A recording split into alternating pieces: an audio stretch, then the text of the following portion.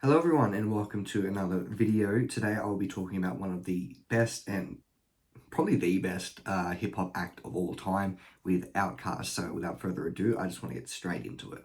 Outkast are the most iconic duo in hip hop, and I don't think that can really be disputed. When it comes to appealing to both hip hop heads and mainstream audiences, there hasn't really been any group or duo to do it that way since Andre 3000 and Big Boy. They're one of my favorite hip hop acts of all time, so I wanted to listen to all of their albums and rank them. So without further ado, here is Outkast albums ranked. And before we get started, I just want to say subscribe.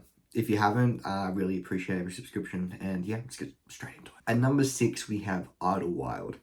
The sixth and final Outkast album is unfortunately the worst by far. This was for a soundtrack to their film with the same title, which is now on my watch list just out of curiosity.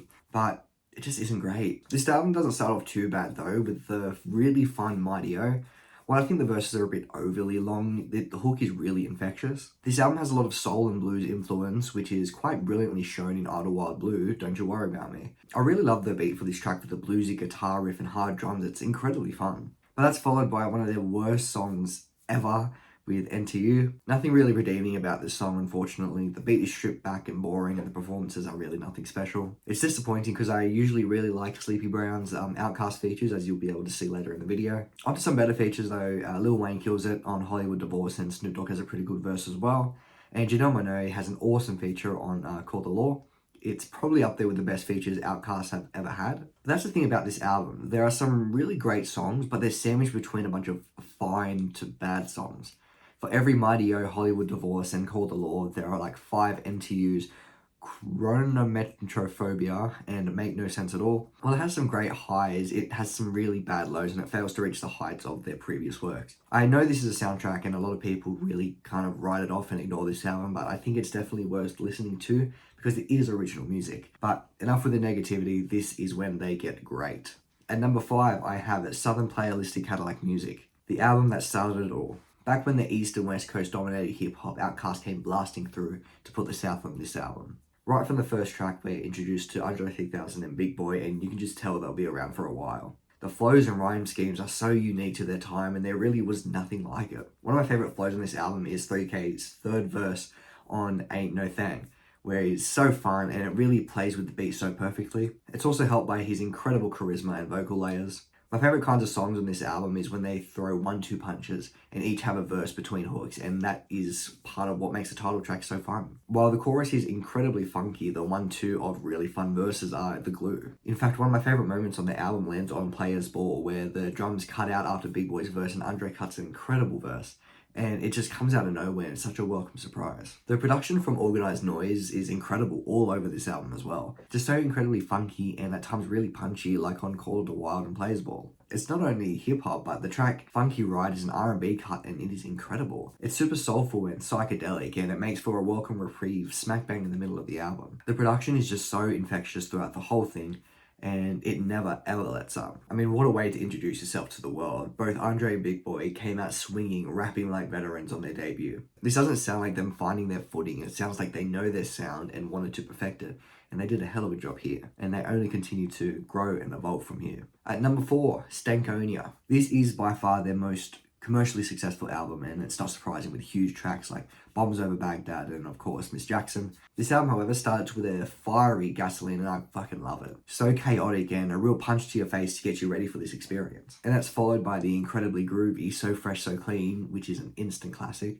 The production is so smooth and fun to listen to, and the hook is just so damn catchy, and the bridge is so good, man. This was really when Outkast was able to break out into the mainstream, and there's no better song to show that than Miss Jackson. A beat with some incredible synths and a catchy hook, and you got me, man, you know me. One of the best hit songs of all time, and what a track. Both guys' flows on here are incredible, especially on songs like Spaghetti Junction and Bombs Over Baghdad, the latter containing one of the funnest verses ever from each artist. Big Boy particularly kills it with his nonchalant delivery, still working so well with his hectic and fast flow. This is also probably the funniest Outkast album ever. Songs like I'll Call Before I Come and We Love These Hoes are so ridiculous, and they're tracks that only Big Boy and Andre can make work because they're so hilarious. Humble Mumble is also incredibly fun. And Andre's verse is so good with the unexpected beat switch. I really, really loved it. This might be the best produced album ever as well, with all the songs I previously mentioned, but also Explosion, Question Mark, and Red Velvet are incredible as well. It's a lot more futuristic, and you can really feel them embracing the new millennium with this album. This is a really great album. It has some of their most popular songs and best performances all in one. I'd argue that this would be a great place to start with their discography because it's by far their most accessible. I just wish it didn't end on a little bit of a whimper, but overall, this is a fantastic album. Number 3, we have the Speaker Box, The Love Below. Now, this is going to be a long one. I'll talk about this one for a while. With this album, Outkast continue keeping fans on their toes with this massive double album with a runtime of 2 hours and 14 minutes. And they make incredible use of it. This album split into two, with the first half being Big Boy's Speaker Box and the second being Andre 3000's The Love Below. To start with, Speaker Box starts with the incredibly punchy ghetto music and then follows that up with the incredibly funky and catchy tracks like Unhappy and Bowtie. There's a certain magic Outkast makes when they link up with Sleepy Brown Man, and that magic continues with The Way You Move. Just so much fun, man, and I don't know what I can say. It's just an incredibly fun run to start off with. But he also brings the rapping with Bust, Flip Flop Rock being pure flashiness. The incredibly poignant and political track War is really incredible and feature such punchy and hard-hitting beats. Speaking of beats, the one for Church stands out to me. It sounds like it's from a video game soundtrack, but somehow Big Boy makes it work, and it's so much fun and his flow is so smooth. But then it's followed by a pretty bad beat with Tomb of the Boom. It's a little too off-kilter for me, and no one can really make it sound good. It's a bit unfortunate, but then we get back to great beats with Knowing, so it's okay. The album ends on a bit of a whimper, but the highs are high, man. Now, The Love Below is a much different album, both in tone and subject matter, and I love that difference. The album starts out with a lot of spoken word and slam poetry style song, with Love a Hater and then the incredibly fun Spread. I really just love his voice. It's so playful and unique, and it's so fun to listen to. You can really tell just how influential this side of the album is, with a lot of the sounds here defining the future sounds of genres like soul, funk, and R&B. Like the song Prototype, you can just hear how much an artist like Thundercat drew from it. And my god, the Prince influence is so clear with the track She Lives in My Lap and even Love a Hater. The instruments and vocals are so Prince-esque, and I love it. And I can't talk about this album without talking about one of the greatest #1 songs ever, Hey Ya. I just love the difference in lyrical content and the actual tone. Just super smart and unique for the time. And of course, the incredibly fun and funny Roses, which I would say is probably my favorite song across both albums. It's catchy, the verses are great and really funny, and damn it, this is so funky. Incredible song. This album is less a hip-hop album and more an R&B and soul album, with some great tracks like Love and More and She's Alive being real soothing ballads. Also, I mentioned before how Big Boy had a video game soundtrack style song, but Andre got one as well with Dracula's Wedding, and I love it as well, man. They really know how to pull off these weird off-kilter beats, and I really don't know how they do it. There's also a take on Coltrane and My Favorite Things on here, which is such a fun listen. It's electronic, hyper, and the progression is just fantastic. Overall, both sides of this album, it's a real feat.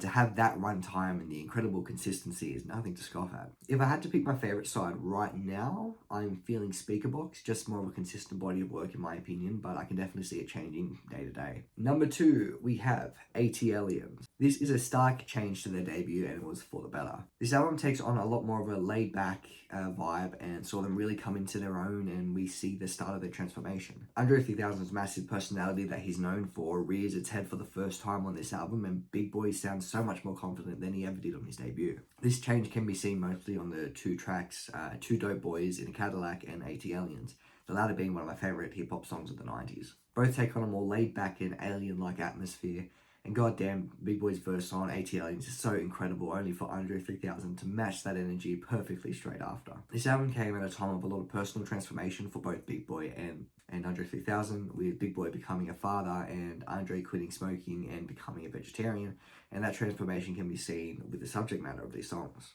Songs like Wheels of Steel and Elevators Me and You being about them looking back on their life before they blew up. Or 13th Floor Growing Old, that's about them pondering their future and the changes they made along the way. This album also has one of my favorite Outkast songs ever with Babylon, a track about how the world views topics like sex, and it is absolutely mind-bending. Andre's first verse is one of my all-time favorite song introductions ever, with the way he flows when the beat comes in, and the atmosphere is palpable with the super spacey and almost proto-cloud rap production. This is definitely a notable step up in every way from their debut. They're just so much more poetic on this album. A lot of the verses on Cadillac Music are very straightforward, but in this one they both speak a lot more poetically and make simple subjects as interesting as possible. Like on Mainstream, Andre's talking about how rappers can't compare to him, and he says he rhymed the catch of the day when the recipe called for blackened, wrong ingredients, maybe too much herbs and spices. I don't know, it's just so much more interesting lyrically, and the production takes a step up as well, with Babylon and ATLiens being two of the most interesting beats in their catalogue. This is a really fantastic album that sees Outkast further develop their style and carve out their own lane. And for number one, Equemini, the last album of the 90s and is absolutely the pinnacle. Everything about this album is incredible, where I believe that Big Boy peaked on ATLiens, 3K was absolutely at his peak on Equemini. And they were at the absolute funkiest here as well, with tracks like Rosa Parks and Skewered on the Barbie being two of the bountiest and funnest hip-hop songs of the 90s. Both are just so incredibly catchy and the hooks are absolute earworms, particularly Rosa Parks. And the latter, Skewered on the Barbie, featuring the first non-Dungeon family feature on an Outkast album with Raekwon, and man, it was perfect. His East Coast style was so interesting on this super bouncy and southern beat, and being sandwiched in between Andre and Big Boy, it just felt right and made me wish Ray went with this more often. And after this track, one of my favourite songs of all time appears with the title track Equemini, and this has probably one of my favourite verses of all time with Andre's final verse. The rhyming is absolutely incredible, and the way he was able to fit all of these rhymes in a coherent way is unbelievable and something that not a lot of rappers can do. I can say for almost every verse, but man, Andre 3000 kills it every fucking track. Not a single missed verse, but hey man, Big Boy kills it on West Savannah too, and perfectly leads into The Art of Storytelling Part 1. Now, this is an incredible track, but it's Part 2 that shit gets real. It takes place in a sort of apocalypse, and the way that the vocals are kind of distorted is so perfect and makes the lyrics so much more urgent. Andre's urgency in his verse is incredible, and it really makes your heart race. I know I said Babylon has one of my favorite intro verses ever, but this one might be my favorite. No bullshit, just straight to the point. Spotty Delicious has one of my favorite beats on the album as well, with the horns that are so triumphant and make the little breaks so much fun. A pretty underrated cut on here is Y'all Scared, and I can understand because it's not as flashy as the ones I previously mentioned, but man, it's vicious.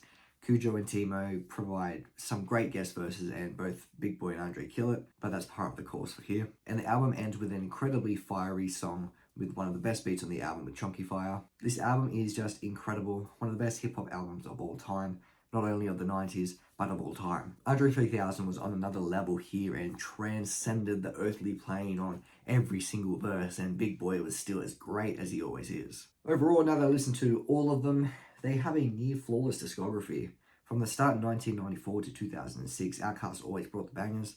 They're just an incredible duo and one that I feel very strongly about. They're one of my most listened to artists of all time. Two incredible artists who seem to be keeping up with each other.